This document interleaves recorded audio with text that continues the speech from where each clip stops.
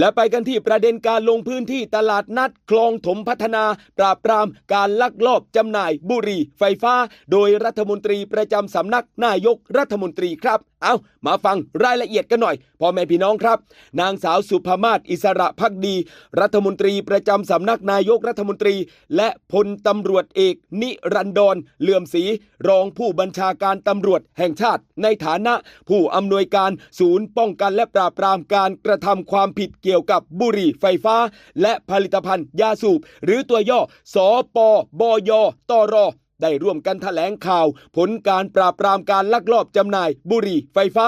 หลังจากชุดปฏิบัติการเฉพาะกิจสำนักงานคณะกรรมการคุ้มครองผู้บริโภคหรือตัวย่อสคบได้บูรณาการร่วมกับตำรวจนครบาลเข้าตรวจค้นแหล่งลักลอบจำหน่ายรายใหญ่ๆย่านตลาดนัดคลองถมพัฒนารวม5จุดด้วยกันก็สามารถจับกุมผู้ต้องหาได้2รายแล้วครับพร้อมตรวจยึดบุหรี่ไฟฟ้าน้ำยาและหัวบรรจุน้ำยารวมประมาณ 20,000 ชิ้นมูลค่าก็โน่นแหละครับกว่า8ล้านบาทเลยทีเดียวโดยการตรวจค้นดังกล่าวนี้เจ้าหน้าที่ได้ตรวจยึดของกลางทั้งหมดไว้เป็นพยานหลักฐานเพื่อดำเนินคดีตามกฎหมายกันต่อไปพร้อมเตรียมขยายผลไปยังผู้นำเข้าผู้จัดหาแหล่งเก็บสินค้าผู้กระจายสินค้าผู้จัดจำหน่ายตลอดจนเครือข่ายการจำหน่ายทางออนไลน์เพื่อดำเนินการตัดวงจรบุหรี่ไฟฟ้าทั้งระบบกันเสียให้มันสิ้นซากกันไปเลยแหละครับแล้วทางรัฐบาลก็ให้ความสำคัญกับการป้องกัน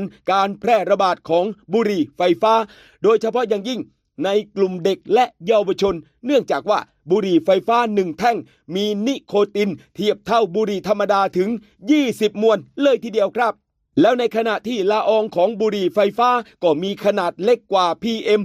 2.5 ซึ่งสามารถเข้าสู่ปอดได้ลึกและขับออกได้ยากด้วยจึงไม่ใช่เพียงเรื่องของการซื้อขายสินค้าผิดกฎหมายหรือลักลอบนำเข้าเพียงอย่างเดียวเท่านั้นแล้วแต่ว่ามันเป็นเรื่องของสุขภาพชีวิตความปลอดภัยและอนาคตของเด็กและเยาวชนไทยบุหรี่ไฟฟ้านั้นถือว่าเป็นสินค้าที่มันผิดกฎหมายทุกกรณีในประเทศไทยย้ำนะครับพี่น้องประชาชนบุหรี่ไฟฟ้าเป็นสินค้าที่ผิดกฎหมายทุกกรณีในประเทศไทยครับและทั้งนี้ทั้งนั้นทางสคบได้กำหนดให้การปราบปรามบุหรี่ไฟฟ้าเป็นนโยบายเชิงรุกพร้อมจัดตั้งชุดปฏิบัติการเฉพาะกิจเพื่อสืบสวนรวบรวมข้อมูลและประสานการทำงานร่วมกับสำนักงานตำรวจแห่งชาติกระทรวงสาธารณสุขกรมศุลกากรและหน่วยงานที่เกี่ยวข้องโดยจะไม่หยุดเพียงการจับกุมผู้จำหน่ายปลายทางเท่านั้นแต่ว่าจะขยายผลไปถึงต้นทางและเครือข่ายทั้งหมดกันด้วยเพื่อสกัดกั้นการลักลอบจำหน่ายบุหรี่ไฟฟ้าอย่างเป็นระบบนั่นเองครับพี่น้อง